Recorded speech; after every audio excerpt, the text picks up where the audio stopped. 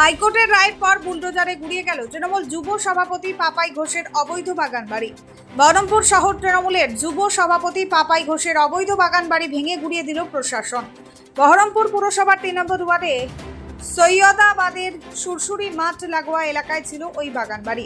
পুরসভার সূত্রে জানা গিয়েছে জায়গাটির প্রকৃত মালিক হাওড়ায় থাকেন এবং জমিটি বেওয়ারিশ অবস্থায় পড়েছিল। কংগ্রেস পরিচালিত বহরমপুর পুর বোর্ড ওই জায়গায় একটি শিশু উদ্যান গড়ে তোলে।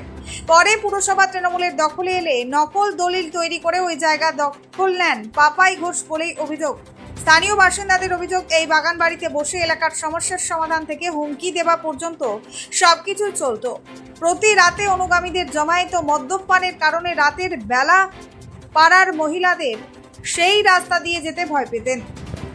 এলাকাবাসী কলকাতা হাইকোর্টে জনস্বার্থ মামলা করলে রায় তাদের পক্ষে যায়। সেই রায়ের ভিত্তিতে প্রশাসন বুলডোজার নিয়ে গিয়ে বাগান বাড়িটি ভেঙে দেয়।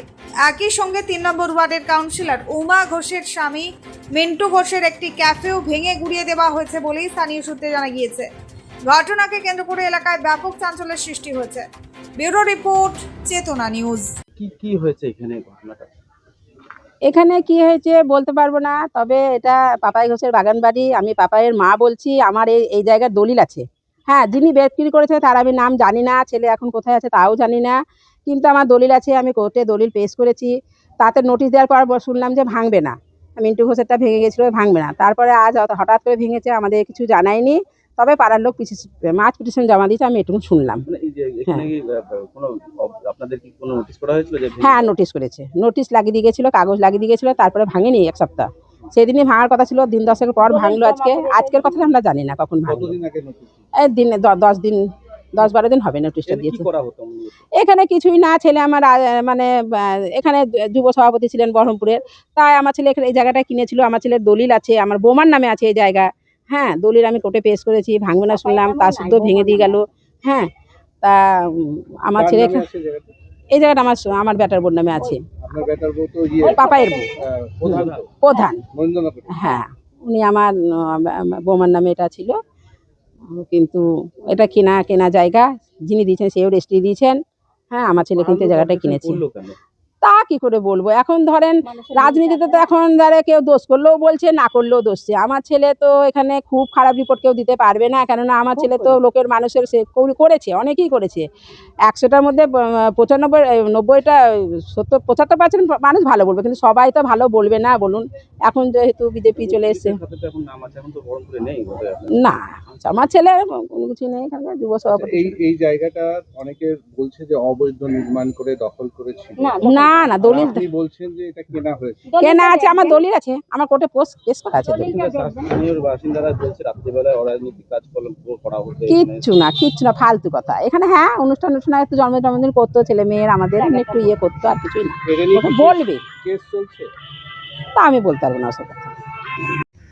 যার কথা বলছেন শহর যুব তৃণমূলের সভাপতি, এ আমাদের এখন প্রাক্তন বলা চলে বহরমপুর মিউনিসিপ্যালিটির চেয়ারম্যান নারুগোপাল মুখার্জির। এই নারুগোপাল মুখার্জির নেতৃত্বে এই যার বাগানবাড়ি ভাঙা হলো, এই যুব তৃণমূল সভাপতি এই শহরে একাধিক জায়গায় এই নারুগোপাল মুখার্জির নেতৃত্বে এই যুব তৃণমূল সভাপতি তার জবরদখল, তোলাবাজি এগুলো চালিয়ে গেছে। তো এই 3 নম্বর ওয়ার্ডে পড়ছে ওটা, আমার 4 নম্বর ওয়ার্ড। ওই জায়গাটা আমরা ছোট থেকে দেখে আসছি, খালি পড়ে আছে। তারপরে অধীরদার নেতৃত্বে বহরমপুর মিউনিসিপ্যালিটি যখন চলে, তখন ওটাকে বাচ্চাদের শিশু উদ্যান পার্ক করে দেওয়া হয়। সাইডে কিছুটা ফাঁকা ছিল। জায়গাটার মালিকানা আছে, তিনি হাওড়াতে থাকেন। এই যুব তৃণমূল সভাপতি এবং চেয়ারম্যান যৌথভাবে ওটাকে জাল দলিল করে প্রশাসনকে কাজে লাগিয়ে, এক শ্রেণী প্রশাসনকে কাজে লাগিয়ে জবরদখল ছিল। তাই আজকে জনস্বার্থে মামলা হওয়ার স্বার্থে সব কিছু প্রমাণ হয়ে গেছে যে তারা জাল করেছে। তাই আজকে প্রশাসন মহামান্য আদালতের নির্দেশে ভাঙতে বাধ্য হলো। তো এ তো ছোট্ট একটা ব্যাপার। এরকম বহরমপুরের চেয়ারম্যান যিনি প্রাক্তন নারুগোপাল মুখার্জি এবং এই যুব তৃণমূল সভাপতি আরও 2 জন আছে, এদের নেতৃত্বে একাধিক সরকারি জায়গা বিক্রি করে দেওয়া হয়েছে, হস্তান্তর করা হয়েছে। এমনকি পার্ক ছিল,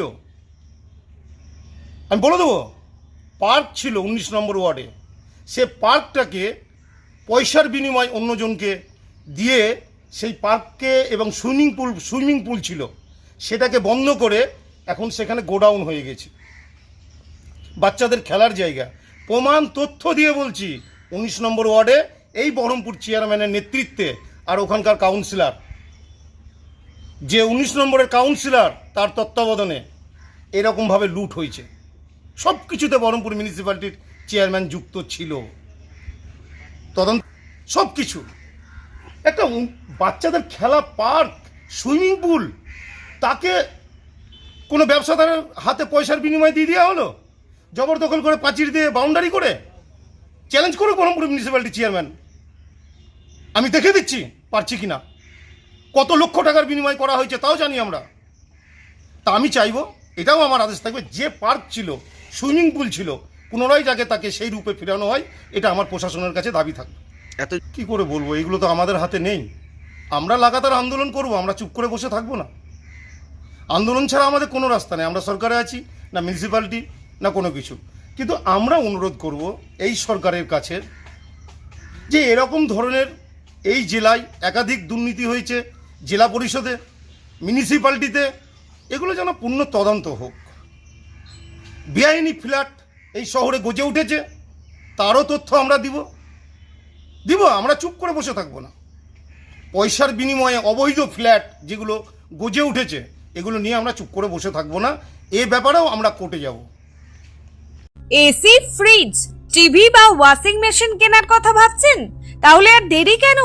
মাত্র 1 টাকা ডাউন পেমেন্ট আর 0% ইন্টারেস্টে এখনই বাড়িতে নিয়ে যান আপনার পছন্দের মতো যে কোনো ইলেকট্রনিক সামগ্রী। জীবন্তীর মন্ডল স্টোরসে পাওয়া যাচ্ছে AC, fridge, cooler, TV, washing machine, micro oven, geyser, water filter, pressure cooker সহ বহু প্রয়োজনীয় জিনিস। এই ঈদ উপলক্ষে থাকছে গ্রীষ্মকালীন বিশেষ অফার এবং প্রতিটি কেনাকাটায় আকর্ষণীয় ছাড়। অফারের লটারি কুপনে আপনি পেয়ে যেতে পারেন ওয়াশিং মেশিন থেকে TV, mobile prize.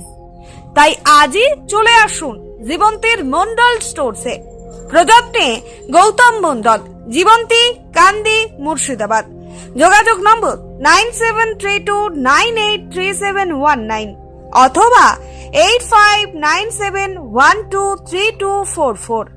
জীবন্তীর Mondal stores মানে স্বল্প মূল্যে নামী কোম্পানির একমাত্র ভরসা।